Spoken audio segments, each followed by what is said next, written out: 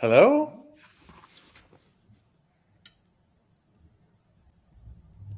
Hello, everybody. Thank you for joining us for this first CMO webinar at VivaTech. We are very happy to organize this webinar with Fortune and LinkedIn, and even more happier to have Alex with us from Fortune to lead the discussion. This webinar is a warm-up teaser for what you will be living at VivaTech from June 11th for our CMO Summit with 3 days dedicated to CMO. And today we are about to talk about the future of CMO and the discussion we all heard about the uncertainty around the marketing future. So I let Alex lead the discussion with the different panelists, and a warm thank you for being there. Thank you, Guillaume. Hello and welcome everyone to our panel discussion titled, Is the Future of Marketing Really Uncertain? Let's start with a question. How many of you feel that marketing today is moving faster than ever before? Now, if your hand is up physically or mentally, I can tell you are not alone. In an era where AI is rewriting the rules, consumer loyalty is being redefined, and brands are being asked to balance short-term performance with long-term purpose, it's easy to feel that the ground beneath us is shifting constantly. But is this sense of uncertainty real, or is it simply a natural response to the unprecedented speed and scale at which our marketing world is evolving? Are we genuinely facing a future where the fundamentals of marketing are up for grabs, or are some things, like the need to create value and build trust, as constant as they ever have been? Today, our panel will dive into these questions, exploring what's changing, what remains constant, and how leaders can cut through the noise to guide their teams and brands forward. We'll discuss the challenges and the opportunities of leading in the AI era, the evolving definitions of loyalty, and the ongoing tension between brand and performance marketing. But before we dive in, I want to share my heartfelt thanks to the teams at VivaTech, Story Jungle, LinkedIn, and Fortune for today's session. So get yourself ready for a candid, dynamic exchange, one that aims not just to uncover the uncertainty, but also offer practical insights on how to lead with confidence, whatever the future holds. And also, we welcome your questions from you, our live audience, throughout this conversation.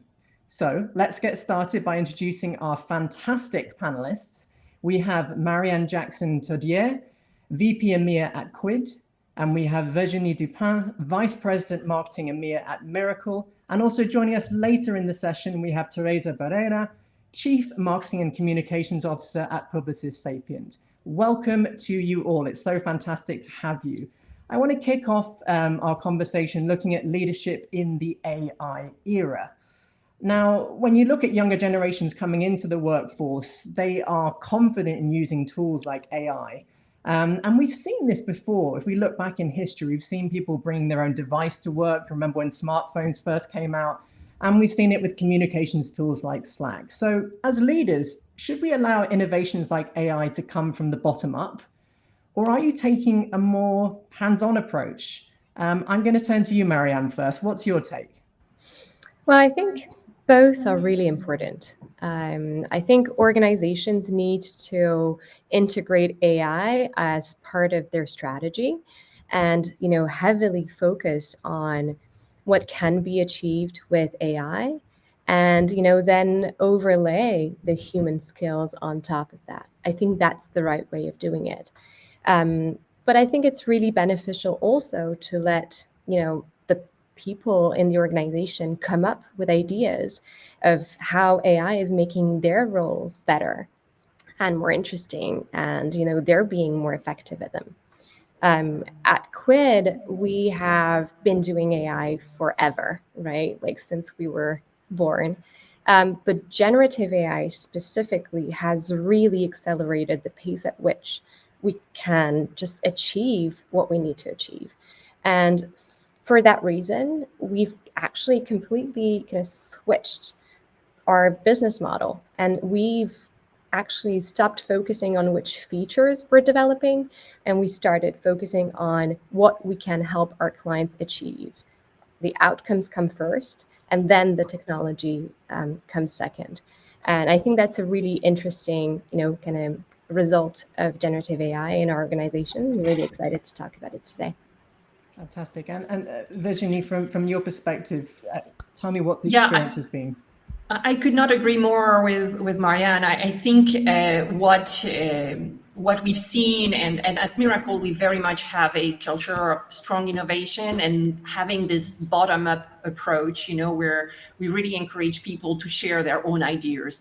And I think that one of the challenge right now is how you have lots of people bringing up ideas, lots of people willing to test, build agent, and so on. I think it's about rationalizing the use of AI to make sure that as a leader, we enforce the usage of AI in areas that are really in line with our strategy and that are really very align with the strategy, and that is not too dispersed, so we need to make sure that we focus on the right processes where it has high impact and quick high and quick impact, I would say, and that we don't go in all directions. Fantastic, thank you. And please allow me to welcome Teresa to the conversation as well. Teresa, welcome.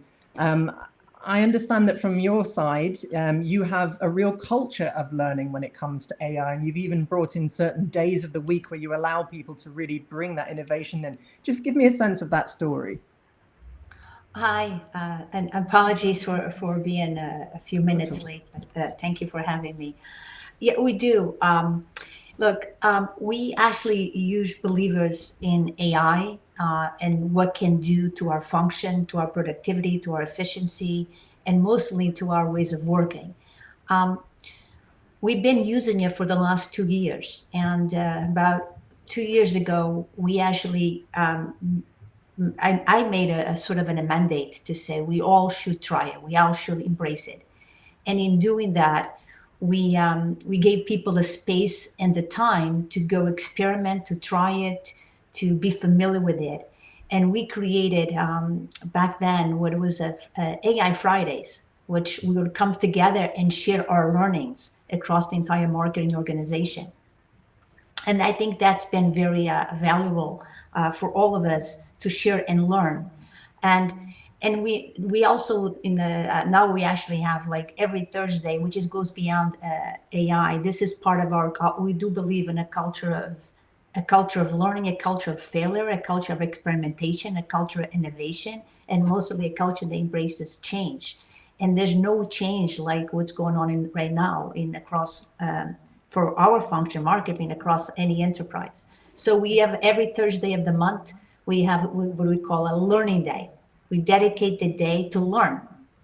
It can be AI. You can also, if you want to learn how to cook, you can do that too. So the day is for you to learn. I love the sound of that, and I love how you've brought it into the culture of your organization. Can you just paint me a picture of what it looks like in one of those events? Like, how do you formulate it? So we made it unstructured. We didn't want to have a structured event. So we want to left for people to say, this is for you. It's for you to learn. Most of the times we start the day with something like the first, like we had actually a nutritionist wants to come to focus on heart, talk about for an hour, a good way to have a great diet for your heart and your brain. Sometimes we'll have people in the organization, like I think the last Thursday, we had somebody in my team that talked about the things that are going on. Actually, it was about AI, the new tools. So we leave it very unstructured so people know that this is your day. It's for you to do as we wish. What I ask is to use the day to learn, not to do your laundry or your grocery shopping. But how do you want to learn and why do you want to do it? We leave it up to individuals. And like I said, and sometimes we start a day with something to get people on that mood of learning. And again, I think for us, is to reinforce and to live a culture, because we often say, I actually believe that in the age of AI, the most important skill, I do believe this, and I tell this people all the time, the most important skill is to be a long-time learner, is to learn how to learn, unlearn, and relearn. So if you can build that muscle that you are constantly learning, I think for all of us, I mean, for me, I mean, I'm constantly learning. And the other thing is about curiosity. And I think that love for learning and also installs more curiosity in people, because I think curiosity is going to be very important. I used to have this saying that 15 years ago, I was reading this book, and it was actually something that actually somebody from IBM was saying. And this was literally 10 years ago. They would say, in the age of AI, what's going to distinguish your intelligence, it is not the things you know, it's the questions you ask. Yeah. And I really, really believe that, because AI is going to be, it is already smarter than all of us, probably knows marketing better than I do. But knowing what to ask is really a sign of intelligence. So curiosity becomes really important. Yeah, I think that's really interesting, actually, Teresa, because I think AI is actually enabling organizations to really be culturally innovative. It feels like now everybody can be innovative, not just, developers or not just marketers, but it's kind of leveling up, the whole org and enabling everyone to actually come up with, ideas. I think that's really, really interesting. Yeah. I mean, I'm not to continue on that point, but I think what AI does, and I often say this, is like you said, it levels the playing field. It does. It becomes an equalizer. Exactly. And it does, and equalizes access to information, think about content, and also to inspiration. I think there's something that I think AI will do as well. So you're right. I often tell people that for companies, to really, I think, not just to survive, but to thrive in today's environment, you have to adopt a mindset of a challenger brand. If you think about challenger brand, it's nothing to do with size. It's nothing to do with market dominance. It's to do with mindset. It's a mindset that favors innovation, that challenge the status quo. And I think those companies that do have the mindset win, because if you think about it, like we were just saying, when you level the playing field, and what separates a giant from a startup is resources. You have access to all these resources, but right now with AI, you don't need to have all these resources. You don't need to have an army of soldiers, right? You don't need to have a marketing organization, 3,000 people anymore. Right? So because of that, you can actually do the same thing and achieve the same thing. So I 100% love this, agree. like, super optimistic note to be starting the session off with. I just want to say a huge thank you to all of our audience. I can see you already sending questions through on the chat as well. And as a reminder, I will be welcoming your questions into the conversation, so keep them coming in. I just want to switch gears a bit into culture, because I know, Teresa, you mentioned it, and also Marianne, you also mentioned culture. When you look at Gen AI in particular, I think we have to really, from a European perspective, really look at the dominance of the United States. Most of the Gen AI models that we use today are created in the United States. They are in American English. But when we look at events like VivaTech coming around the corner, this is an opportunity to bring the whole world together in Paris. And so my question to you guys is really, how much do we have to think about cultural sensitivity? We have, as marketers, we have to have a global strategy, but how are we making sure when we're using tools like Gen AI that we are still being unique to the markets and the cultural sensitivities? Virginie, can I come to you? Yeah, absolutely. And I think, for marketers, being local, having a global strategy, but being relevant to each market is something that has existed forever, and that we I think have been working with for a long time, and we cannot change that. So I think it goes back to what is the place we want to give AI in how we go to market today, and how much do we leave AI lead the dance, if I may say. So I think for me, we need to really use AI to maybe refine our thinking, to boost our creativity, but ultimately, I think at some point today, AI is still, I would say, new to some into some ways, and so there is hallucinations, there are errors, and so we are not in a position where I think we can let AI in control of our destiny at all. We are, in a situation where we need to use it as an accelerator, but very much to have this human part, this human set of eyes and skills to really make sure that everything aligns with our tone of voice, with our brand, with the market we want to go after. And so for me, I think one of the key challenges right now is that we see a lot of people that are using AIs not in the smartest way possible, and you can you find some items, I would say, that can be detrimental to a brand. And so I think that's what we need to be cautious about. It's very much around keeping the control of everything that goes out, I would say, by making sure that there is this human and that the human remains the last one in control. Yeah, and Marianne as well, I wanted to bring you in because I'm aware that you work with so many Fortune 500 companies at your organization. And could you share a little bit of context on a case study I spotted earlier about PepsiCo and how you worked with them to understand the insights into cultural trends? Yeah, absolutely. Well, so Quid helps brands and agencies understand the consumer holistically. Not just in a silo, not just relative to the transactions they're having with the brand, but just understand who the consumer is, how they behave, who their communities are, and which cultural moments they react to and they're part of and matter to them. And so, with our clients, we try to help them relate back to these aspects of the consumers that maybe they don't have access to or they don't kind of understand easily.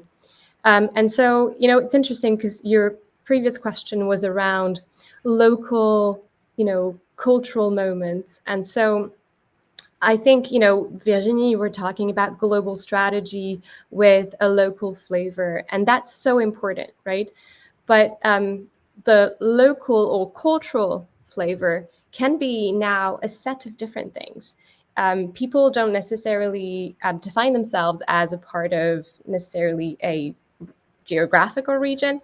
They can define themselves in many other ways. They can define themselves as a part of a certain community, or as with a passion, for example, a specific interest.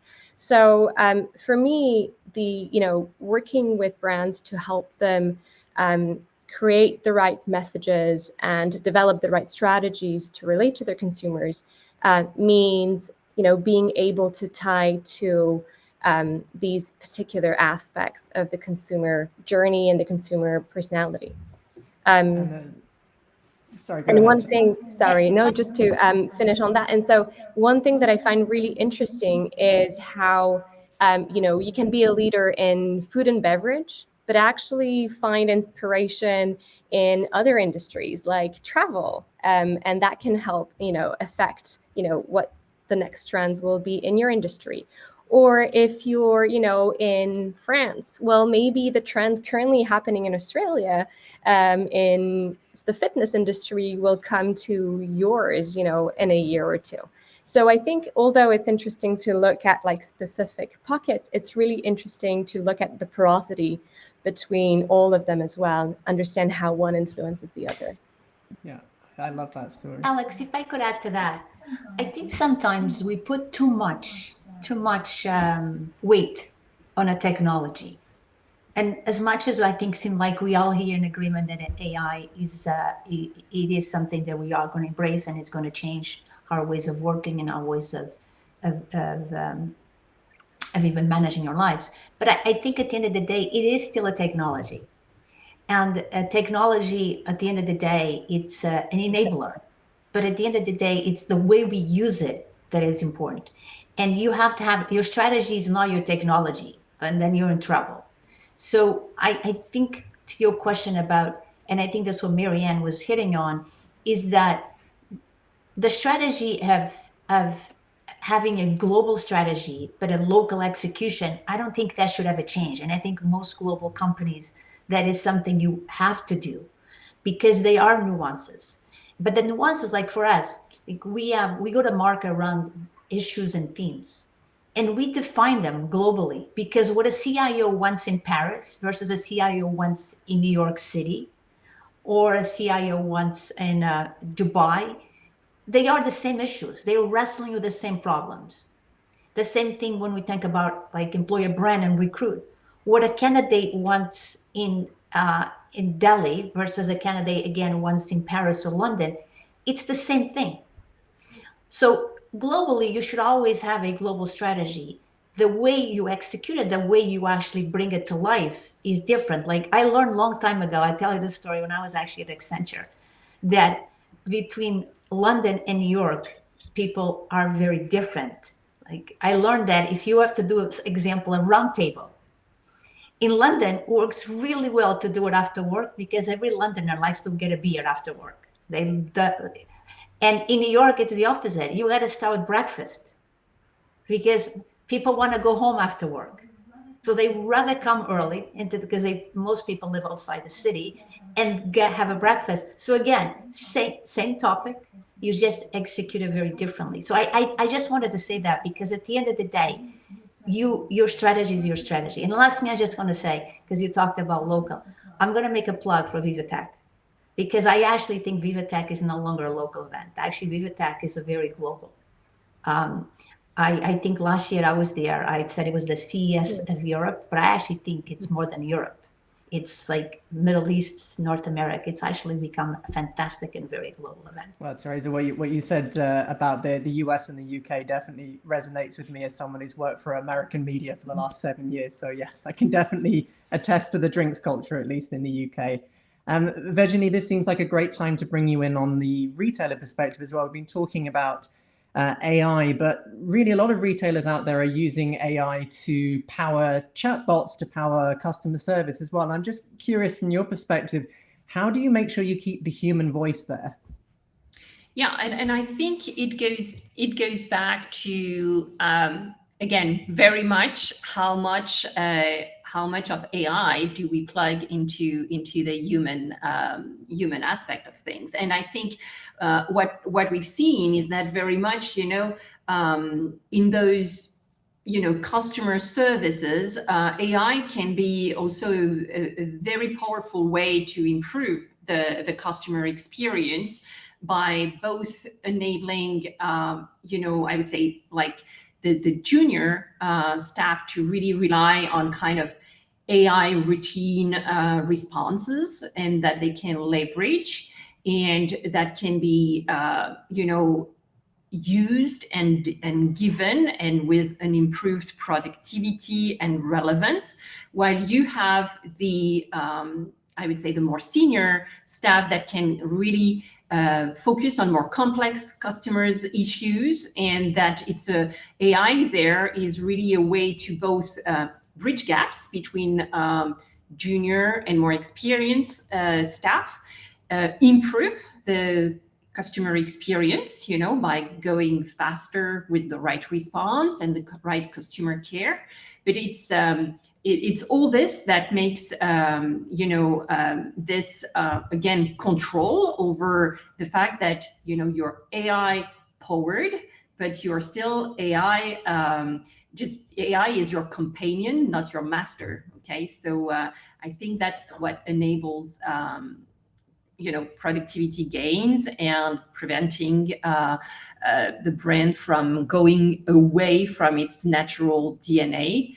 Because the human remains in control.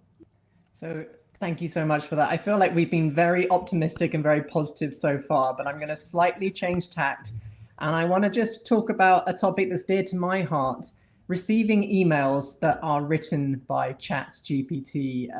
Teresa, I believe you have an interesting story in this space when it comes to ChatGPT. Can you share the story? Yeah, Alex is going to embarrass me here. I did share the story with him, not in a live event, but I think, look, I use ChatGPT as my companion literally every day, and I find that it's actually has a great assistant to help me think. So this Christmas, I was hosting Christmas and I had my sister and over, and I had decided in advance that the gift I was going to give it, and it was actually an experience.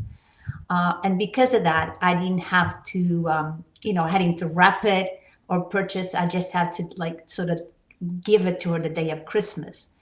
So the day before, I got very busy, as probably most parents and people do, right before the holidays. And the morning it dawned on me that I had actually not write it down. So I didn't have a lot of time. So I came up to my office and I asked my partner, ChatGPT, to help me write this in a very beautiful way, write this experience in a beautiful letter to give to my sister. And it did. So I had a card, wrote it down, and gave it to her. And she's opening it up and reading it. And she's like, oh, that's so beautiful. And then my voice literally turned to me and go, Mom, that is so ChatGPT. And they could tell the way it was written was not in my voice. And so that was sort of an interesting, fun moment. But I think what it taught me is this, and I often tell people this, it's really important to have a point of view, to have your own point of view and to have your own voice. And I say this all the time, whatever it is, create your point of view. Because at the end of the day, right, if you think all these models have been trained on humans' voice, things they have said and people are saying. But at the end, you have to create your own point of view because it's your point of view. It's authentic to you. It's your real truth. And you have to also speak it in your own voice. So like, again, I use it a lot, but at the end, what I should have done is I said, I got some inspiration for it, but then write it in your own voice that sounds like you. And I think that's a lesson for me. And I think that's something we should never forget. Thank you so much for sharing the story. I just want to turn to a lovely question we've had from our audience. Naomi asks, is there a risk that if everyone uses AI for content, everything starts sounding the same? So how do we avoid that? Virginie, I can see you nodding about that. Can you give me some insights? Yeah, and I think Teresa kind of answered that question as well by saying the importance of having a point of view. I think indeed there is a risk that everybody sounds the same because again, AI is a tool, and so if you don't, and this is where if you don't have the right prompts also to really tailor what you expect from the tool. All tools are kind of answering in a very, it's just different, but you will have a tone of voice that is very polished, that is very neutral. And that's why I think you need to absolutely take that very specific, either train it or really take the time to make it very specific to your tone of voice. I do think that right now, similar to Teresa's experience in business, you clearly see people that come to you with an email that has been written 100% by AI. You are able to flag them pretty easily. So there is a risk. This is a negative feeling when you receive an email where you know that the person has just asked AI to do that. So I think it's important to really take that point of view, make that voice that is your voice in your content materials. And Alex, if you don't mind me jumping in, I think actually both Teresa and Virginie made a really good point of saying, AI is kind of the enabler, right? Like it's a tool. So what you feed it and the way you direct it is going to be to make the difference. So, additionally to the tone of voice, I think also, I guess, the objectives that you approach it with really, really matters. I think last year at VivaTech, we presented and we were talking about generative AI, and we're saying, don't just do Gen AI because it's cool or because everybody else is doing it. Just ask yourself what it can do for you, and then adjust it specifically to do what you would do anyway, but just do it faster and more effectively. So just thought it would, I think it fits really well with what Teresa and Virginie said. Yeah, and I want to kind of expand on some of the conversation we're having earlier related to this. So this idea of culture and how you build a culture of using these tools correctly. And Teresa, I wonder if you have any insights to share on when you're working with younger members of the team, how do you make sure that they humanize or personalize that communication and use these tools in a human way? Yeah, one of the way, again, I'm going to go back to the point to say we are in control still, at least now, how do we use the tools and what do we do with the tools? And again, not to always forget this is an enabler. That's at the end of the day, transformation and change, people make those decisions. But I also want to say one thing that I've learned the last 2 years. When we started this journey, and I'm going to get to the point in a second, if you just give me let me explain how we got here. When we started this journey 2 years ago, we started with to say, let's use AI, let's use it as an assistant, as a co-pilot, and let's to help us do the work. And it was the right thing to do, and we did that. But what we learned, and this, by the way, this is not just about AI, this is about any technology. What we learn is that you're going to get incremental change. You're going to get, instead of you're going to get efficiencies, we're going to drive productivity, but that's probably 15, 20% incremental of what you're doing today. It is not transformative. Because in order to be, and again, this is the same thing that happened with digital transformation. In order to be completely transformative, you have to use the tool, not just to assist you the way you do the work today, the same workflow, the same processes, the same outputs. You have to use it to help you reinvent the way you're doing it. So what we done for the last 2 years, like I said, and 70% of the companies are doing, this is not unique to us or to anyone else, is to use it as a co-pilot, as an assistant. But what I've learned is that you got to flip the model. And by flipping the model is to say, I am going to take an agent-first approach. And in doing that, you end up with a human-first approach. Might sound counterintuitive, but I think the reason it works is this. Because if you say, I'm going to take an agent-first approach versus a human-first approach, what it means is I am going to look at my workflows. I'm going to look at my processes. I'm going to break them down into subtasks. And we actually have started these workshops. First, you start to say, what is the outputs I want to drive? To drive those outputs, what are the actions, the tasks I have to do? And then you break them down. Then once you break them down, you say, okay, how can AI help me reinvent that?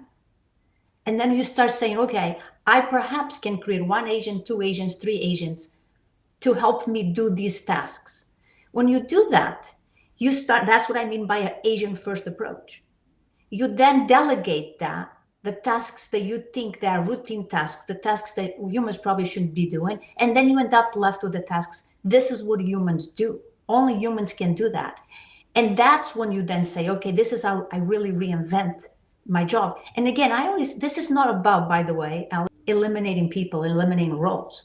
This is actually about having humans do the thing that only humans do. And I do believe when you do that, you're taking an agent-first approach, you end up with a human-led approach, because we're going to decide to do the things that only us can do, which a lot of it is, it's more creative.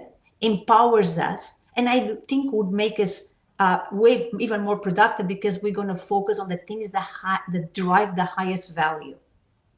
So that's actually one of the things that we've come to that conclusion, and my team will start working on to do that. And I'll say it again: it's not to reduce headcount, it's not to reduce people, it's to make them more valuable. Yeah, I love that. It's a really positive story, I think, especially when you're speaking to people who are more skeptical or worried about their job security. It kind of connects really nicely with the question we've had from our audience, from Pato. And they say, can you give a detailed example of the way your respective teams use AI to power up their usual tasks? Marianne or Virginie, do you have any practical examples of how you've used AI internally to speed things up? Marianne, I can see you're nodding. Yeah, we do. And so as a, kind of technology organization, obviously AI for us is very central. As I said at the beginning, we've been doing AI, but with generative AI, to Teresa's point around transformation, some processes became available that were never possible before, right? We became able to do things, our engineers became able to deliver outcomes that had never been possible before. And so that was a huge transformation in our business. We were able to really kind of flip the way we were organized, accelerate it, and make more people in the organization become closer to being engineers. And so, our traditional engineers became, a lot faster, a lot more effective. And then, about leveling the playing field, it meant that our consultants became engineers, our services became engineers, and we all in our own way started gaining availability to processes and things that were never available before. And so within our company, we saw a huge shift in how colleagues interacted with each other and together contributed towards the roadmap. But we also saw the impact within the way we could help our clients and how our clients were reorganizing in order to leverage that. I love the sound of that. And if anything that empowers people to be able to become engineers sounds like an absolutely incredible opportunity. I want to switch our conversation to the future now. And I wanted to bring in a quote from Sam Altman, CEO of OpenAI. Now, he famously once claimed that OpenAI would be able to handle up to 95% of the work done currently by marketing agencies. Now, obviously, that's a pretty bold claim. So my question to you, the panelists, is, are we heading for an extinction level event, or is it a case of move fast and adapt to a new normal? Virginie, are we about to be extinct, replaced by AI? No. I'm indeed very optimistic about the future of marketing, and I do think that AI will, and I think I was reading a report recently saying that almost 80% of leaders currently believe that AI will be a career booster. And I do believe that this is, I do share that optimism, and I do believe that this will be,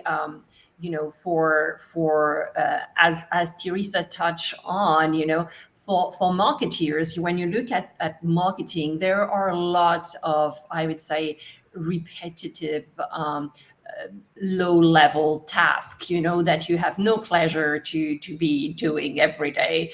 And so I do think that AI is going to enable the teams to really focus on high impact items, things that we only marketers and humans can be doing, as Teresa mentioned. So I think it's more about adapting to a change that is definitely coming very fast, rather than being scared of an extinction. This connects really nicely to another great question we've had from our audience. Thank you, audience, for sending the questions in. Asha asks, is it fair to say that adaptability is the only real strategy left in marketing today? And how do we decide who holds the power, brands, algorithms, or consumers? Who would like to? Teresa, I can see your reaction. Do you have something to add to that? It's a great question, right? I was smiling because I think it's a great question. I do believe adaptability, it is important. No marketing organization today or team can survive without being adaptable. I actually used the analogy with somebody in my team the other day that we have to, we have to be very, very flexible. And I was talking about using the analogy with wood instead of I forgot actually the type of wood I used, but the idea is to be super, super adaptable. That's the only way. I mean, the idea that we have a strategy that we start the year, there's an example for us. We start the year with a strategy, and every quarter you have to revisit, even every month. That's what we do, to say, are we still on track? Because things change so much. What we were saying in December, it's no longer the case. In January, I said this is going to be the year, the word's going to be agentification. And I think that's what everybody's talking about. So you absolutely, I agree with that. That is a muscle that you have to build into your team and be comfortable with that. Be able to say, hey, we constantly have to change direction and follow where the puck is going. The second part of the question, I think Alex was, who's making the decisions, brands, consumers. Who holds the power? Yeah, that's a good question. Who holds the power? I think consumers still will always do, because I think, brands, at the end of the day, every company is in service of their customers. It's how do we, it's in service of their customers, and their brand is in service of their customers. So we have to listen to that. But I also say this too, though, in a technology company, like a lot of innovation, comes from sometimes you can't just listen to the customer. You have to create it and then tell them they need it. That's how technology works. Because if I ask people 50 years ago, would you want a phone that serves as a computer? You can take pictures of there, you can talk people, can text people. They probably said, no, I don't need that. So a lot of times we have to create it and then tell people how to use it. So it's a little bit of both. But once you create it, then you actually have to bring the consumer along. But I think with technology, sometimes you have to do it the other way around. I would like to, if possible, I'd like to add to what Teresa just said. I think in the B2B world where currently I operate, I think what is really important right now is very much, so the consumer for us is one step further than, but for, and I think that one of the risks is very much to see the algorithm becoming the boss. And one of the challenge that we have, I think, as B2B brands is really around the importance to build a solid brand, a brand that is understood and that is valued, so that indeed we stay in, I would say we stay in control of our destiny. Because I think, again, going out at thinking about how people are searching also right now solutions, we see that it goes back towards more questions than click. And this is something that we see very strongly growing very quickly in B2B. And for us, it's really important to make sure that our the brand stay front and center, so we don't defer to the algorithm to choose too much on what the answer would look like. And if I take a question that everybody can relate on, it's if you ask book me an hotel in Paris, the algorithm is in control. What you want is to ask, book me an Airbnb in Paris, for instance. So you really remain in control of what the algorithm is going to give you. And I think that's a challenge for B2B brands that, historically B2B has been not as strong at investing in brand awareness to be top of mind. But I think there is a new challenge that arises with the way people are now searching, and it's something to be tackled. That's a fantastic point. I think there needs to be so much more wider education about that specificity in how you actually ask for these requests. Thank you, audience, so much for questions. We've had another brilliant question, and I think it really takes us in a different direction from Reda. And he says, AI is known for its high resource consumption. So how can a company committed to social and environmental values integrate tools like generative AI without compromising the principles that they have or risking a loss of consumer trust when it comes to sustainability? Anyone want to jump into that one? I mean, I can. The way I look at companies, and I think this question probably doesn't ask it that way, but I think he's talking about your purpose. Yeah, and I think it's that, I guess there are some consumers that are becoming more aware that AI is incredibly resource intensive. And I guess there's a question mark about how we balance that as marketers and how we communicate that cost if ESG and things like that are important to consumers. But I always think these things like ESG or social impact, to me, the way I always look at it, it's not a separate initiative, and it should never be a separate initiative, because if it is, then it just becomes a communication a strategy. I always look at it that companies that want to drive that social impact, they have to do it through their service or to their products, not to a separate message, or not to a campaign, or not through philanthropy. Or that's my view at it. Like for us at Publicis Sapient, our purpose states is to help people, not companies, not clients, but people thrive in their brave pursuit of next. And the way we live that is really through our work. Now, we are a B2B company, so we don't work directly with consumers. But the way we look at our work is to say, the work we do for our clients, we drive outcomes for those clients. Those outcomes is to drive impact to their customers, which are people, which are individuals, the citizens, the employees, the customers, patients, depends of the industry. So if you live that, every time we do a project, we also ask the question, what is the impact this is going to have on the end user? We are in the transformation business. That's what we do at Publicis Sapient. So when we look at transformation, if you start from the outside in versus the inside out and ask that question, is the work I'm doing for McDonald's or for Walmart or for large bank? Obviously, it is to help the customer, but ultimately, what that client wants is to also improve and help their clients. So if we say that, it's you then are living that purpose and you're making that social impact through that work. I mean, matter of fact, we actually have created 3 documentaries. The last one is going to be at the Tribeca Film Festival that talks exactly about that. And it's always been this idea that technology can and should be a force for good, nor always is with any technology. And we can talk, we're very excited here, and we talk all about the upside, but obviously with anything, there's a downside.